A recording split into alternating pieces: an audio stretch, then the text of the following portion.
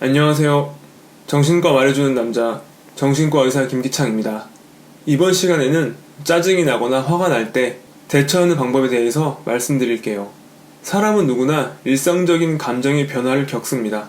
희노애락이라는 말이 있듯이 기쁠 때도 있고, 슬플 때도 있고, 즐거울 때도 있고, 화가 날 때도 있죠. 그리고 이러한 감정들 중에서 화, 짜증은 다른 감정에 비해 유독 그 크기가 더 크게 느껴지는 경향이 있습니다. 아마 짜증, 분노, 화를 유발하는 상황만 괴로운 것이 아니라 짜증, 분노, 화라는 감정을 겪는 것이 더 괴로워서가 아닐까 하는데요. 짜증이 나는 이유는 여러 가지가 있겠으나 가장 분명한 것은 부정적인 기분 때문입니다. 주위 사람, 주위 환경에 나쁜 부분만 눈에 들어와 모두 불만스럽게 느껴진 적은 없으세요? 평소에는 의식하지 않은 것들까지 의식되면서 짜증이 나기도 합니다. 가족, 친구, 연인 등 전에는 아무렇지 않았던 사람들에게 어느 순간부터 서운해지고 답답해지고 짜증이 나는데요. 사람이 아니라 환경에서도 자극을 받아 주변이 산만하게 느껴지거나 시끄럽게 느껴지기도 합니다. 이렇게 주변 사람, 주변 환경이 자신을 짜증나게 만드는 것처럼 느껴질 때가 있는데 실제로는 자신이 무언가에 상처를 입어 부정적인 기분이 된 상태가 대부분이에요. 사람은 무의식 중에 자신의 감정과 일치된 정보를 모으려고 합니다. 자신이 부정적인 상황에 있다고 느낄수록 주위에 대해서도 부정적으로 받아들이고요. 이것을 기분 일치 효과라고 부릅니다. 예를 들어 A라는 사람에게 다음과 같은 특징이 있다고 합시다. 주의 깊게 들어보세요. 1. 명랑하다. 2. 호전적이다. 3. 의지가 된다. 4. 품위가 없다. 이 내용을 듣고 1번, 3번의 긍정적인 정보에 끌리면 당신 자신의 기분이 긍정적임을 의미합니다. 하지만 2번, 4번의 부정적인 정보에 더 끌린다면 자신의 기분이 부정적으로 기울었다고 볼 수 있어요. 기분이 부정적이기 때문에 주변 자극에 부정적인 부분에 더 치우치고 그 결과로 화 또는 짜증에 기분을 잘 느끼게 되는 것입니다.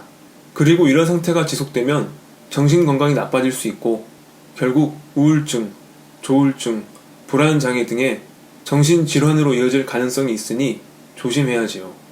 이번 시간에는 이러한 화, 짜증에 대처하는 방법에 대해 알려드릴게요. 영상 내용이 유익했다면 영상 하단에 구독과 좋아요 부탁드리겠습니다. 그럼 시작할게요.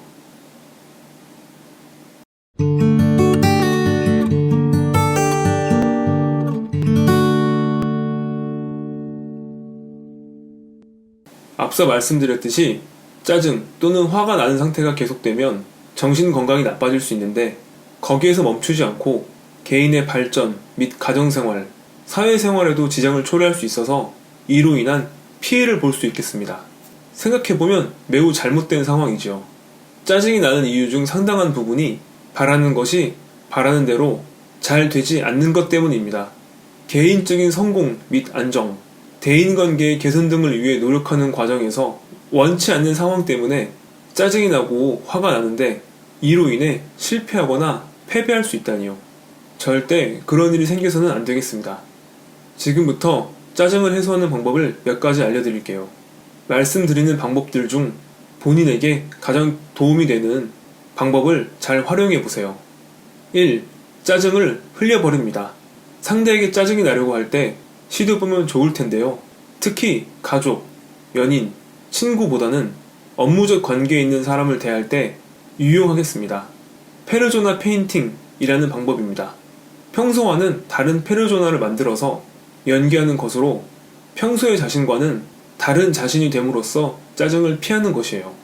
예를 들어 스스로를 연기자 혹은 배우라고 생각해보는 것입니다. 짜증이 나는 경우에도 나는 지금 영화를 찍고 있는 것이다 라고 생각하면 그 감정이 약해질 수 있어요. 짜증은 상대가 나를 무시하거나 멸시하는 기분이 들 때 더 잘 생깁니다. 페르소나 페인팅을 이용해서 누군가에게 짜증이 날 때는 어른이 아이를 보는 느낌으로 상대방을 바라볼 수 있다면 짜증을 감소시키는데 도움이 될 거예요. 2. 긍정적인 기분을 부릅니다. 행복한 기분과 연결되는 말과 행동을 하면 저절로 행복한 기분을 불러일으킬 수 있어요. 앵커링이라는 것입니다. 예를 들어 고맙습니다 라는 말은 과거에 그 말을 했을 때의 기쁨과 감사함을 일깨워 줍니다. 또한 스스로를 안는 행동은 마치 사랑하는 누군가를 안았을 때의 설렘과 행복을 상기시켜 주고요. 이 밖에도 여러 가지 행복한 기분과 연결되는 말과 행동, 예를 들어 사랑합니다 라는 말, 혹은 스스로의 머리를 쓰다듬는 행동 등이 도움이 될 수 있겠습니다. 지금 한번 생각해 보세요.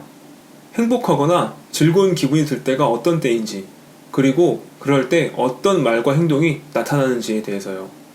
제가 예시에서 말씀드린 말과 행동 이외에도 각자에게 긍정적인 기분을 불러일으킬 수 있는 말과 행동이라면 모두 효과를 보겠습니다.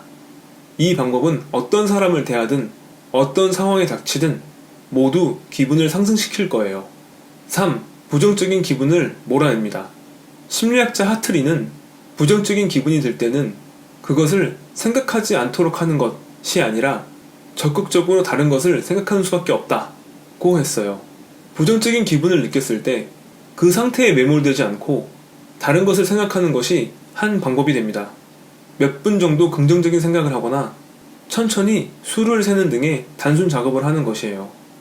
예를 들어 화가 나거나 짜증이 날 때 좋아하는 음식 또는 사랑하는 사람을 떠올리거나 하나, 둘, 셋, 넷처럼 천천히 수를 세는 것이죠. 그 밖에도 명상을 하거나 따뜻한 차 한 잔을 마신다거나 조용한 음악을 듣는 방법도 화를 누그러뜨리는데 도움이 됩니다. 4. 부정적인 말을 쏟아냅니다. 게슈타르트 요법이라고 불리는 심리요법에서는 자신의 기분을 정확히 의식해서 말로 쏟아내라고 합니다. 다음의 방법으로 철저하게 부정적인 말을 쏟아내세요. 1. 짜증의 근원을 찾아낸다. 먼저 자신에게 물어 짜증의 근원을 찾습니다. 2.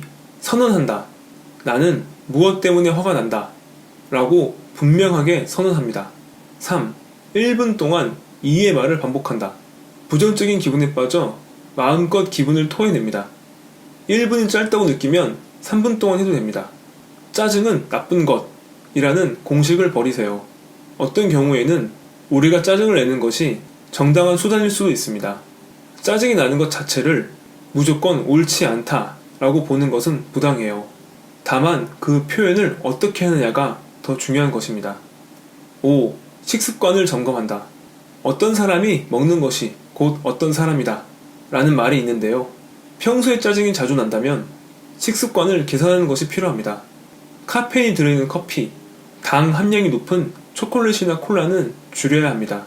술 또한 당연히 피해야 하고요.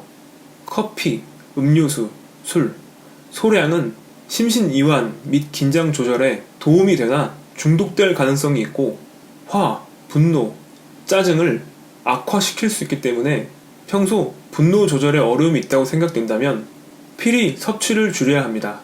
커피, 음료수, 술 대신에 허브티, 과일 또는 채소 등이 기분 진정에 도움이 되니 참고하길 바랍니다. 짜증이 났을 때 잘 대처하는 것도 중요하지만 더 중요한 것은 예방입니다. 반복적으로 화, 짜증이 발생하고 이로 인해 내적, 외적으로 피해가 크다면 내가 어떤 상황에서 통제력을 잃어버리는지 잘 살피어 그런 순간 자체가 생기지 않게끔 피하거나 이에 올바르게 적응해야 합니다. 당연한 이야기지만 혼자 힘으로 어려운 경우에는 정신과적 상담을 받아보는 것이 도움이 되겠죠. 이번 시간에는 짜증, 화가 날 때 대처하는 방법에 대해서 알아보았습니다. 영상 시청 정말 감사드립니다. 내용이 유익했다면 구독과 좋아요 부탁드리겠습니다. 그럼 다음에 봐요.